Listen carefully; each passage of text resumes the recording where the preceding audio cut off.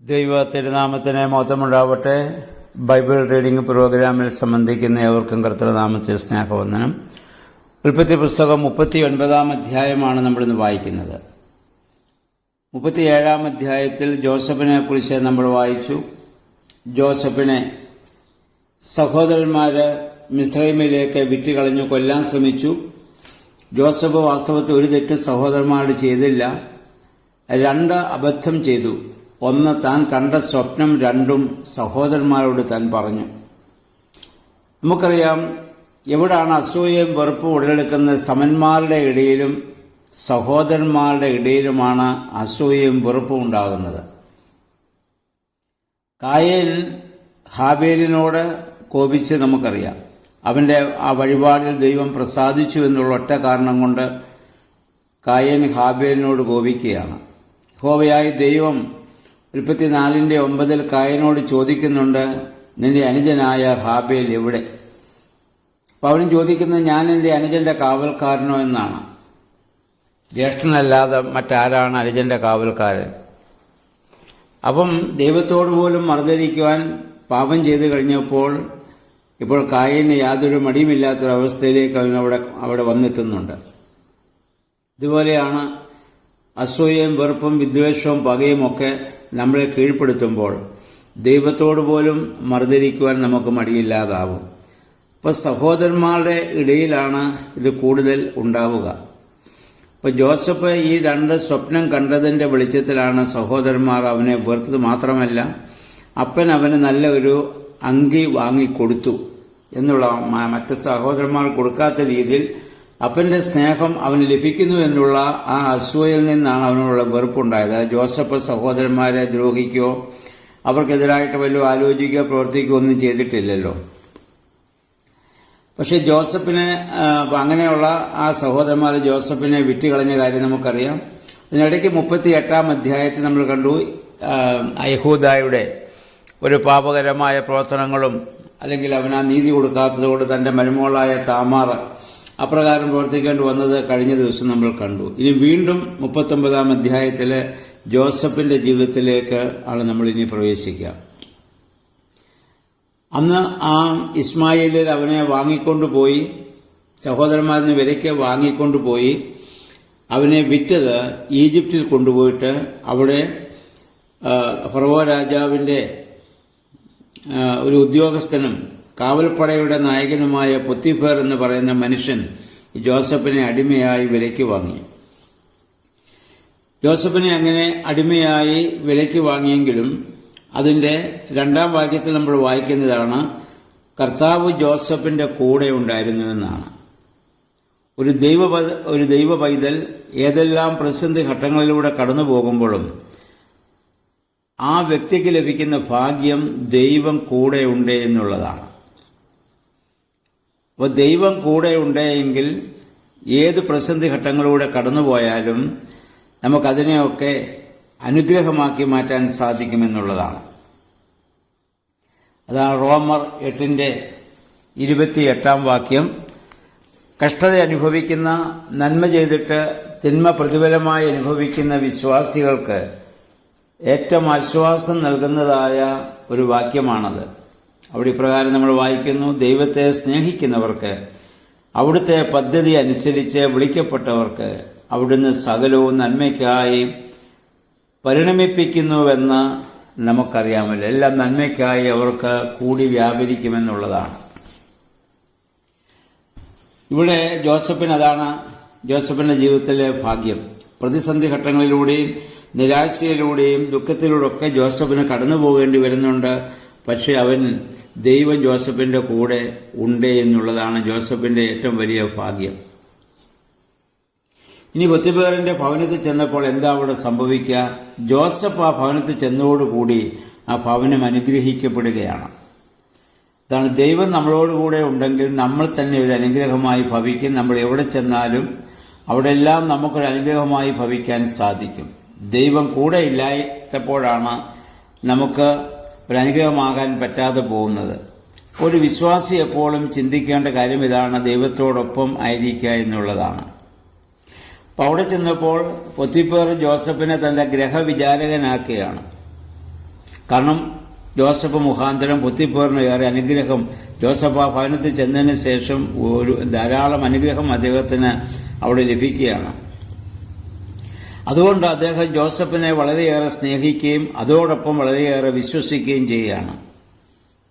അപ്പം അങ്ങനെ ജോസഫ് ആ ഭവനത്തിൻ്റെ ചുമതല ഏറ്റെടുത്ത് ആ യജമാനന് സേവനം ചെയ്ത് അവിടെ ജീവിക്കുമ്പോഴാണ് 7-ാം വാക്യത്തിലേക്ക് നമ്മൾ വരുമ്പോൾ ജോസഫിന് പാപം ചെയ്യാൻ പൊത്തിപ്പേറിൻ്റെ ഭാര്യയിൽ നിന്ന് പ്രേരണയുണ്ടാവുകയാണ്. കാരണം ജോസഫ് വടിവത്ത ശരീരമുള്ളവനും സുമുഖനുമായിരുന്നു. അപ്പോൾ ആ ഭാര്യയിൽ നിന്ന് അതിനുള്ള പ്രേരണയുണ്ടായി. അപ്പോൾ ജോസഫ് പറയുന്ന മറുപടി നമ്മൾ പ്രത്യേകം ശ്രദ്ധിക്കേണ്ടതാണ്. ജോസഫ് എന്തുകൊണ്ടാണ് ഈ പാപം ചെയ്യാത്തത്? ഞാൻ ഈ പാപം ചെയ്ത പൊത്തിപ്പേറോ അദ്ദേഹത്തിൻ്റെ ഭാര്യ എന്നെക്കുറിച്ച് എന്ത് ചിന്തിക്കുമെന്നുള്ള ഒരു ചിന്ത കൊണ്ടല്ല. അദ്ദേഹം പറയുന്ന വാക്കിതാണ്, ഞാൻ അങ്ങനെ ഒരു പാപം ചെയ്താൽ ഞാനത് ദൈവത്തോട് ചെയ്യുന്ന പാപമാണ്. ഇത് നമ്മളെപ്പോഴും ഓർക്കേണ്ടതാണ്. നമ്മൾ മനുഷ്യനോട് ചെയ്യുന്ന എല്ലാ തിന്മകളും ദൈവത്തോടാണ് നമ്മൾ ചെയ്യുന്നത്. മനുഷ്യനെ വെറുക്കുമ്പോൾ ദൈവത്തെയാണ് നമ്മൾ വെറുക്കുന്നത്. അതുകൊണ്ടാണ് കർത്താവ് പറഞ്ഞത്, കാണപ്പെടുന്ന സഹോദരനെ സ്നേഹിക്കാത്തവന് കാണപ്പെടാത്ത ദൈവത്തെ സ്നേഹിക്കാൻ സാധിക്കുകയില്ല എന്ന് നമ്മുടെ കർത്താവ് പറഞ്ഞതും അതുകൊണ്ട് തന്നെയാണ്. ഇവിടെ മനസ്സിലാക്കണം, ജോസഫ് ഇപ്പോൾ ആയിരിക്കുന്നത് വിഗ്രഹ ആരാധനയുടെ ഒരു നാട്ടിലാണ്. അവിടെ ജോസഫ് ഒരിക്കലും സത്യദൈവത്തെ അവിടെ മറക്കുന്നില്ല. നമുക്ക് ജോസഫിൻ്റെ ജീവിതത്തിൽ മനസ്സിലാക്കേണ്ടത്, ദൈവം അബ്രഹാമിനും ഇസ്ഹാക്കിനും യാക്കോബിനൊക്കെ നേരിട്ട് പ്രത്യക്ഷപ്പെട്ട് വാഗ്ദത്തങ്ങൾ നൽകുകയും സംസാരിക്കുകയും ചെയ്തു. ജോസഫിന് ഒരിക്കൽ പോലും ദൈവം നേരിട്ട് പ്രത്യക്ഷപ്പെടുകയോ നേരിട്ട് ജോസഫിനോട് സംസാരിക്കുകയോ ചെയ്യുന്നില്ല. എന്നാൽ മറ്റ് സഹോദരന്മാരെക്കാൾ നല്ലവനായി, മറ്റ് പിതാക്കന്മാരെക്കാളും ദൈവാനുഭവത്തോടെ ജോസഫിന് ജീവിക്കാൻ സാധിക്കുന്ന എന്താണ്? നമ്മൾ ഒരു കാരണം നമുക്ക് പറയാം. ജോസഫ് അല്ലെങ്കിൽ യാക്കോബിന് പ്രായമായപ്പോൾ ജനിച്ച മകനാണല്ലോ. യാക്കോബിൻ്റെ ചെറുപ്പകാലത്ത് സമ്പത്തിനു വേണ്ടിയും ഒക്കെ യാക്കോബ് ഏറെ അധ്വാനിച്ചു. മക്കളെ ശിക്ഷണത്തിൽ വളർത്താനുള്ള അവസരം ലഭിച്ചു കാണത്തില്ല. അതുകൊണ്ടൊക്കെ ആയിരിക്കാം മൂത്ത മക്കളൊക്കെ അപ്രകാരം പോകാൻ കാരണം. എന്നാൽ വാർദ്ധക്യത്തിൽ ജനിച്ച ഈ മകനോടും ഏറെ ജോസഫ് സ്നേഹിക്കുകയും തനിക്കുണ്ടായ ദൈവാനുഭവം യാക്കോബ് സ്നേഹിക്കുകയും അല്ലെങ്കിൽ തനിക്കുണ്ടായിരുന്ന ദൈവാനുഭവമെല്ലാം ജോസഫിനോട് പറഞ്ഞിട്ടുണ്ടാവും. അതൊക്കെ ദൈവവചനം പോലെ തന്നെ ജോസഫ് പൂർണ്ണമായിട്ടത് വിശ്വസിക്കുകയും ദൈവത്തെ അപ്രകാരം മനസ്സിൽ ആരാധിക്കാൻ ജോസഫ് ഇത് തുടങ്ങിയിട്ടുണ്ട്. അതുകൊണ്ട് മാത്രമാണ് ജോസഫിന് ഇപ്പോൾ ദൈവം നേരിട്ട് പ്രത്യക്ഷപ്പെട്ടില്ലെങ്കിൽ പോലും തങ്ങളുടെ പിതാക്കന്മാരെക്കാളും സഹോദരന്മാരെക്കാളും ഒക്കെ ദൈവാനുഭവമുള്ളവനായി ജോസഫിന് പ്രവർത്തിക്കാൻ സാധിക്കുന്നത്. അപ്പം നമ്മളും നമ്മുടെ തലമുറകൾക്ക് നമ്മുടെ ദൈവാനുഭവം പകർന്നു കൊടുക്കണം. അത് നമ്മുടെ വാക്കുകളിലൂടെ പ്രവൃത്തികളിലൂടെ ഒക്കെ നമുക്കത് ചെയ്യാൻ പറ്റും. അപ്പോഴാണ് അവർ അല്ലെങ്കിൽ വിശ്വാസമുള്ള ദൈവഭക്തിയുള്ള ഒരു തലമുറയായിട്ട് മാറുന്നത്. ഇപ്പോൾ ജോസഫ് പറയുന്ന വാക്യം ഇതാണ്, ഞാൻ ഇങ്ങനെ എൻ്റെ യജമാനെതിരെ ചെയ്താൽ ദൈവത്തോട് ചെയ്യുന്ന ഒരു പാപമായിട്ടത് മാറുമെന്നുള്ളതാണ്. ആ ബോധ്യം നമുക്കുണ്ടെങ്കിൽ നമുക്കൊരിക്കലും പാപപ്രവൃത്തി ചെയ്യാനാവില്ല. ഇത് ജോസഫിൽ നിന്ന് നമ്മൾ ഏറെ മനസ്സിലാക്കേണ്ട ഒരു കാര്യമാണ്. ഇവിടെ നമുക്കറിയാം, അവസാനം ഈ സ്ത്രീ ജോസഫിനെ അവിടെ കടന്നു പിടിക്കുന്നുണ്ട്. അപ്പോൾ ജോസഫ് വസ്ത്രം ഇട്ടിട്ട് അവിടുന്ന് ഓടുകയാണ് ചെയ്യുന്നത്. അവന് പിന്നെ അവസാനം ലഭിക്കുന്ന എന്താണ്? കാരാഗ്രഹമാണെന്ന് നമുക്കറിയാം. ജോസഫിന് ഇവിടെ പാപം ചെയ്യാൻ, തിന്മ ചെയ്യാൻ എല്ലാ സാഹചര്യങ്ങളുമുണ്ട്. അതായത് പൊത്തിഫറിന്റെ ആ ഭവനത്തിന്റെ സകല ചുമതലയും എല്ലാ അധികാരങ്ങളും ജോസഫിന് ഇപ്പോൾ അവിടെ കൊടുത്തിരിക്കുകയാണ്. അപ്പോൾ ജോസഫിന് വേണമെങ്കിൽ എല്ലാ തെറ്റും ചെയ്യാനുള്ള സാഹചര്യങ്ങൾ ഇങ്ങോട്ട് വരികയാണ്. പാപം ചെയ്യാനുള്ള സാഹചര്യം അങ്ങോട്ട് പോയതല്ല, ഇങ്ങോട്ട് വരികയാണ്. അപ്പം അങ്ങനെ ഒരു സാഹചര്യം വന്നാൽ പാപം ചെയ്യാത്തവരായിട്ട് ആരുണ്ടാവും?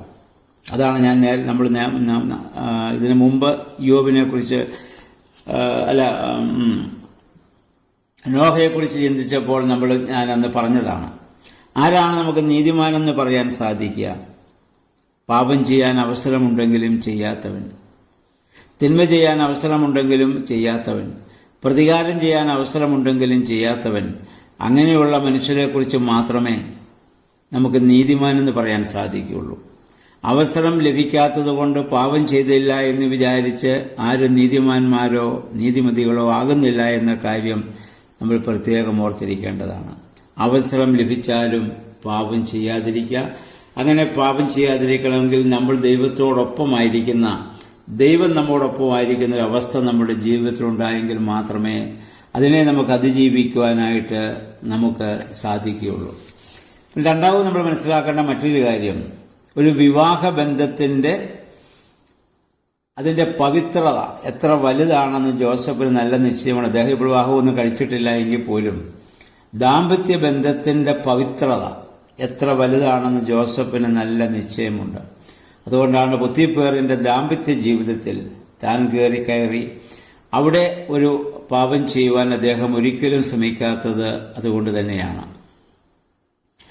എത്രമാത്രം പൊത്തിഫേറിൻ്റെ ഭാര്യ ജോസഫിനെ വളരെയധികം തെറ്റ് ചെയ്യാൻ നിർബന്ധിക്കുകയും പ്രേരിപ്പിക്കുകയും അവസാനം കടന്നുപിടിക്കുകയും ചെയ്യുന്നു.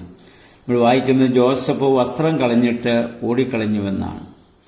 അതിനുശേഷം ആ സ്ത്രീ അവളെ തന്നെ ന്യായീകരിച്ച് എത്ര ഹീനമായ രീതിയിലാണ് ജോസഫിനെ കുറ്റപ്പെടുത്തിയെന്ന് നമ്മൾ ഓർക്കണം. ആ വിവരമറിഞ്ഞ പൊത്തിഫേറിന് കോപമുണ്ടാകുന്നു. ആ പൊത്തിഫേറിനെ ഒരിക്കലും കുറ്റപ്പെടുത്താനാവില്ല. താൻ പൂർണ്ണമായി വിശ്വസിച്ച് എല്ലാം പരമേൽപ്പിച്ച തൻ്റെ ദാസൻ തൻ്റെ ഭാര്യയെ കടന്നുപിടിക്കാൻ വന്നുവെന്ന് ഭാര്യ പറഞ്ഞത് അദ്ദേഹം വിശ്വസിക്കുകയും ജോസഫിനെ അവിടെ കാരാഗൃഹത്തിലാക്കുകയുമാണ് ചെയ്യുന്നത്. ഇവിടെ നമ്മൾ ചിന്തിക്കേണ്ട, സത്യത്തിന് കൂട്ടുനിന്ന പാപം ചെയ്യാൻ അവസരമുണ്ടായിട്ടും ചെയ്യാത്ത ജോസഫിന് എന്താ ലഭിച്ചത്?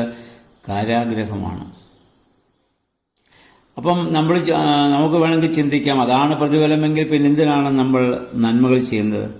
ദാവീദിൻ്റെ ജീവിതത്തിൽ നമ്മൾ നോക്കുക. ദാവീദിൻ്റെ ജീവിതത്തിൽ അവൻ പാപം ചെയ്തു പിറ്റേ ദിവസം രാജാവായിട്ട് അദ്ദേഹത്തിന് ആ കൊട്ടാരത്തിൽ വസിക്കാൻ സാധിക്കുന്നുണ്ട്. കാരാഗൃഹത്തിൽ അദ്ദേഹം പോകുന്നില്ല. പക്ഷെ തൻ്റെ മകനിലൂടെ പിന്നെ ദാവീദ് എന്തെല്ലാം വേദനകളെ നേരിടേണ്ടി വന്നുവെന്ന് ദാവീദിൻ്റെ ജീവിതം നമുക്ക് പിന്നീട് പഠിക്കുമ്പോൾ നമുക്ക് മനസ്സിലാവുന്നുണ്ടല്ലോ.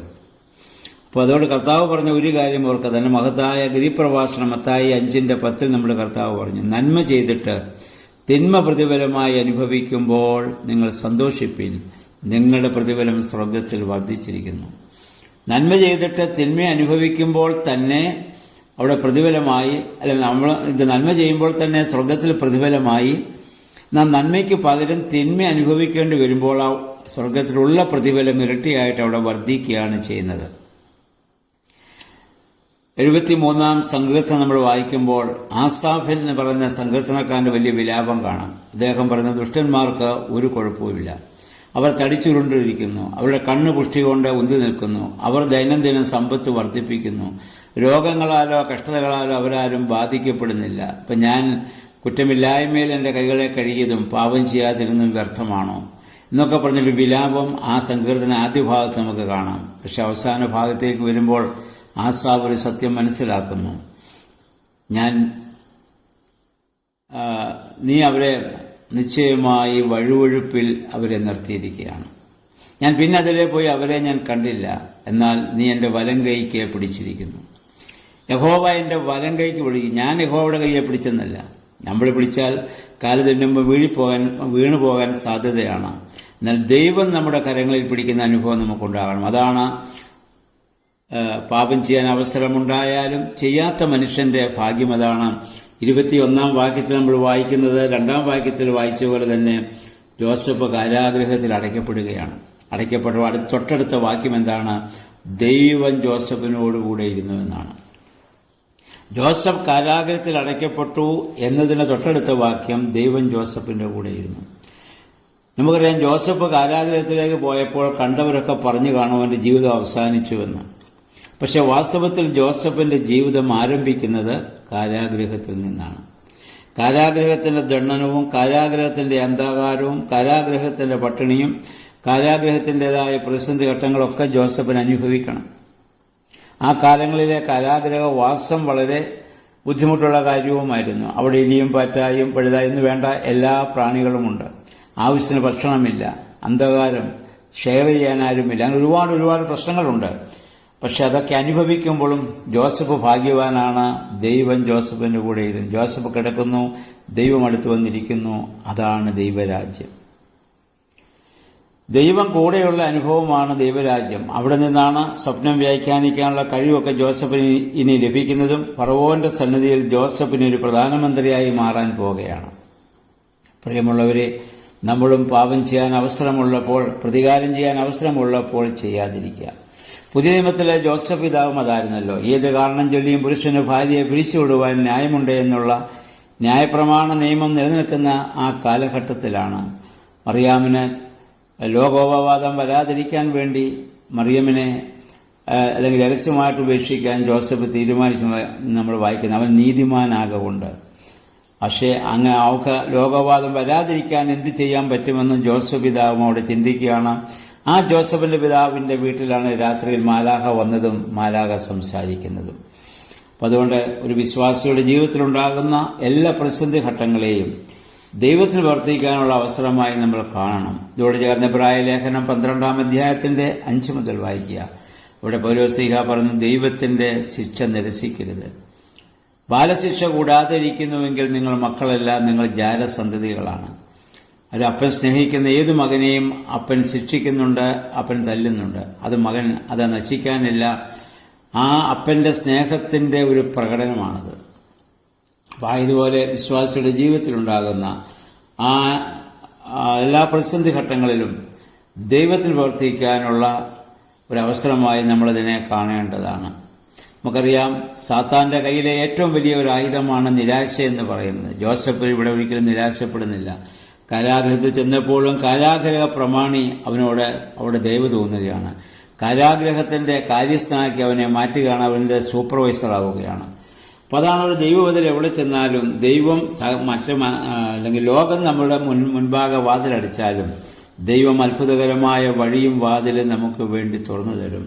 ആ ദൈവകരങ്ങളിൽ നമ്മെ തന്നെ പൂർണ്ണമായി സമർപ്പിച്ച് ജോസഫിനെ പോലെ പാപം ചെയ്യാൻ അവസരമുണ്ടെങ്കിലും പ്രതികാരം ചെയ്യാൻ അവസരമുണ്ടെങ്കിലും ചെയ്യാത്ത നീതിയുടെ അനുഭവത്തോടെ ജീവിക്കുവാൻ നമുക്കിടയാകണം. അതിന് ദൈവത്തിൻ്റെ പരിശുദ്ധാത്മാവേ ഞങ്ങളെ ശക്തീകരിക്കണമേ എന്ന് നമുക്ക് പ്രാർത്ഥിക്കാം. ദൈവം എല്ലാവരെയും അതിന് അനുഗ്രഹിക്കട്ടെ, സഹായിക്കുമാറാകട്ടെ.